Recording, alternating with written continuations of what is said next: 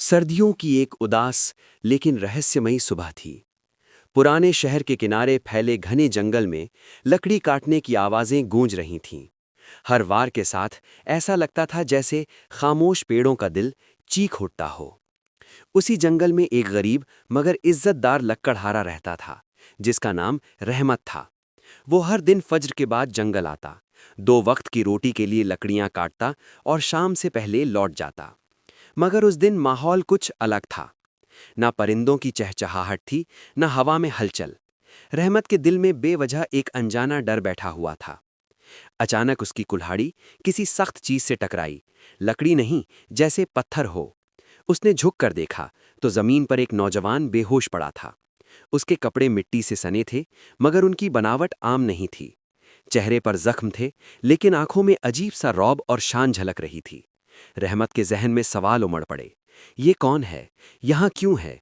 जिंदा भी है या नहीं? जब वो नौजवान होश में आया तो उसकी नजरें पेड़ों की शाखाओं के बीच आसमान पर टिक गईं। कमजोर आवाज में उसने सिर्फ इतना कहा, किसी को मत बताना, और फिर चुप हो गया।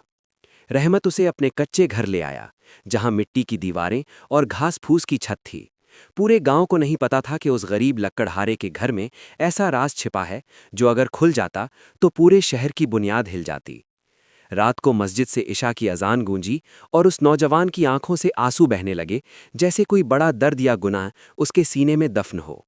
उसी पल रहमत समझ गया, ये सिर्फ एक घायल मुसाफिर नहीं, बल्कि किसी बड़े जुल्म की जिंदा गवाही है। दिन बीतते गए और उस नौजवान की हालत संभलने लगी। उसने अपना नाम फरीद बताया, मगर इस नाम के साथ एक गहरी खामोशी जुड़ी हुई थी। वो ज्यादा बात नहीं करता था, लेकिन जब करता तो उसके लफ्जों में इल्म, तहजीब और दर्द साफ झलकता। रहमत, जिसने पूरी जिंदगी गरीबी में गुजारी थी, फरीद के लहजे में किसी और ही दुनिया की महक महसूस करता। उधर गांव में चर्चाएं शुरू हो गईं। किसी ने कहा कि जंगल के पास शाही सिपाही घूमते देखे गए हैं। किसी ने सुना कि महल में बगावत हुई है, और कुछ लोगों का कहना था कि बादशाह का इकलौता बेटा अचानक गायब हो गया है। रहमत का दिल जोर जोर से धड़कने लगा। उसने फरीद की आंखों में झांका तो लगा जैसे वो सब जानता है, मगर सच छुपा रहा है।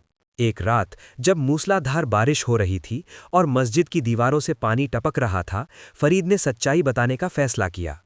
कांपती आवाज में उसने कहा, रहमत चाचा, मैं कोई आम मुसाफिर नहीं हूं, मैं इस सल्तनत का शहजादा हूं। ये सुनते ही रहमत के हाथ से कटोरा गिर पड़ा। फरीद ने बताया कि बादशाह के सबसे करीबी वजीर ने सत्ता के लालच में साजिश रची। बादशाह को जहर दिया और इल्जाम उसी पर लगा दिया।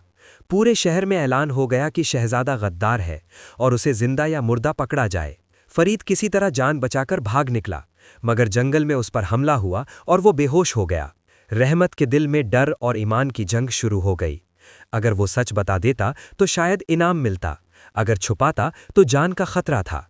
मगर हर फज्र के बाद मस्जिद में इमाम की बातें उसके कानों में गूंजती थीं। इंसाफ का साथ दो, चाहे उसकी कीमत जान ही क्यों ना हो। अब ये कहानी सिर्फ एक शहजादे की नहीं रही थी, बल्कि एक गरीब लकड़हारे के ईमान की परीक्षा बन चुकी थी। एक दिन शहजादे की तलाश में शाही सिपाही गांव पहुंच गए। ढोल पीटे गए और ऐलान हुआ कि जो कोई शहजादे की खबर देगा उसे सोने की अशर्फियां और जमीन दी जाएगी। कई लोग लालच में आ गए। रहमत का दिल बैठने लगा। उसी रात फरीद ने कहा, चाचा, मुझे यहां से चला जाना चाहिए। अगर आपको कुछ हो गया तो मैं खुद को कभी माफ नहीं कर पाऊंगा। मगर रहमत ने पहली बार मजबूत आवाज में जवाब दिया, बेटा, सच का रास्ता मुश्किल जरूर होता है, मगर अंधेरा हमेशा नहीं रहता। अगले दिन जुमे का खुतबा था। पूरा गांव मस्जिद में जमा था और सिपाही भी मौजूद थे। इमाम ने जुल्म, गद्दारी और इंसाफ पर बात की। रहमत के दिल में आग सी जल उठी। अचानक वो खड़ा हो गया। पूरा मजमा सन्न रह गया। कांपती मगर साफ आवाज में उसने कहा, मुझे पता है शहजादा कहाँ है, और मुझे ये भी पता है कि असली गुनहगार कौन है। सिपाहियों ने तलवारें निकाल लीं। रहमत ने फरीद को आगे किया और वे खत दिखाए जो फरीद भागते वक्त अपने साथ ले आया था। उन खतों में जहर, साजिश और कत्ल का साफ इकरार था। मस्जिद में सन्नाटा छा गया। सिपाहियों ने फौरन महल खबर भेजी। वजीर गिरफ्तार हुआ और कुछ ही दिनों में शहर के बीचों बीच उसका जुर्म सबके सामने आ गया। बादशाह की मौत का राज खुल चुका था और शहजादा बेगुनाह साबित हो गया। लेकिन इस सच की कीमत भी थी। इसी अफरा तफरी में एक सिपाही के वार से रहमत बुरी तरह जख्मी हो गया। उसका खून मिट्टी में मिल गया, मगर उसके चेहरे पर सुकून था, जैसे उसने जिंदगी का असली मकसद पा लिया हो। कुछ दिनों बाद जब शहर में नया सवेरा हुआ, शहजादा फरीद तख्त पर बैठ चुका था, मगर उसकी आंखों में खुशी से ज्यादा एक गहरी खामोशी थी। उसका पहला हुक्म था कि रहमत को शाही इज्जत दी जाए, मगर रहमत अब इस दुनिया में नहीं था। उसकी कब्र गांव के किनारे मस्जिद के पास थी, जहां हर फज्र अजान की आवाज गूंजती थी। फरीद नंगे पांव उस कब्र पर पहुंचा और रोते हुए बोला, अगर आज मैं जिंदा हूं तो एक गरीब लकड़हारे की वजह से।